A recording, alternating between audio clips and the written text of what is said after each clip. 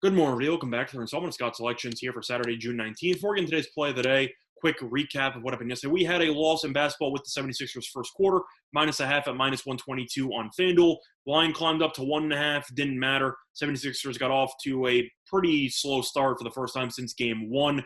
They had been dominating the first quarter for the last couple of games, and that was not the case in this one. Atlanta got off to a hot start, and I believe they led by 7 going into the second quarter, but either way, it was really a sweat-free loser there, which is unfortunate, especially since the Sixers ended up winning the game outright and ended up covering the full game spread. But on the bright side, at least we did not take Utah.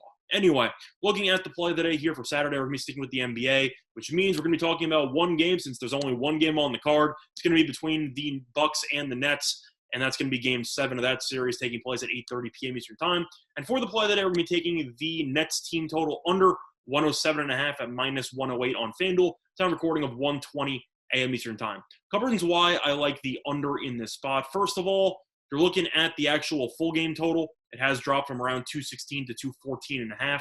So there has been a lot of under money coming in so far into this matchup, and for good reason.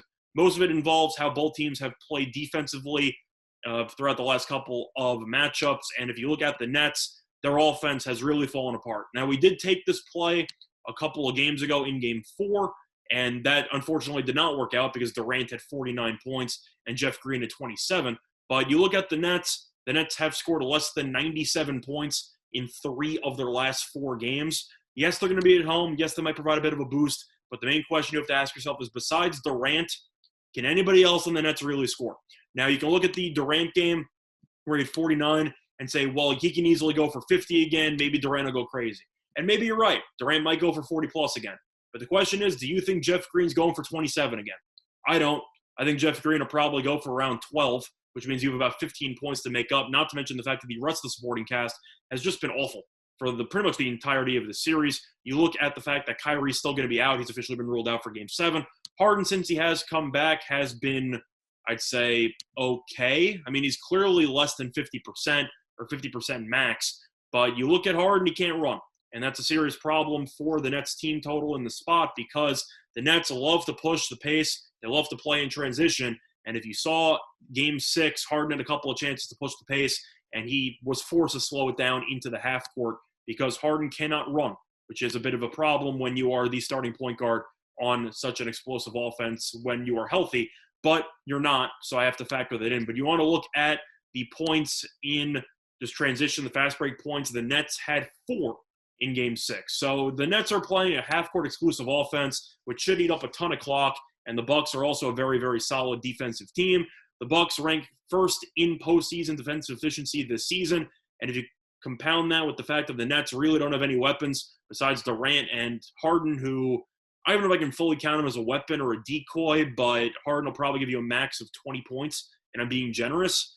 Other than that, though, who do you trust? You have Blake Griffin, who can probably give you about 12, maybe 15, but he might get into foul trouble guarding Giannis. You can throw in Joe Harris, but he's been awful all series long. Green's had some flashes, but he hasn't been consistent. Shamet's really just there every now and then, but he doesn't do much. So the point I'm trying to say is at 107.5, let's say that I'm generous and I spot Durant 45. Are you sure the rest of the team's going to end up scoring 63 points? Because I'm not. This Nets team, even though I am a Nets fan, I will acknowledge that this team offensively right now is a disaster. And Harden, I know that he's playing a ton of minutes. I know he's a great passer and facilitator. But when you cannot push the pace at all and you still can create no separation off the dribble because you have no explosiveness, I think you're going to have some problems. And I think the Nets should end up struggling to score more than 104 points in this game. I think there's a good chance they don't reach 100 in this spot. But either way, I do think there's value on the team total under. And I do think that this number should probably be closer to around 104.5, 105 realistically, based on what the Nets have shown lately. So the play of the day, once again, here for Saturday, June 19th, is going to be on the Nets team total under 107.5 at minus 108 on FanDuel. Bye, everyone.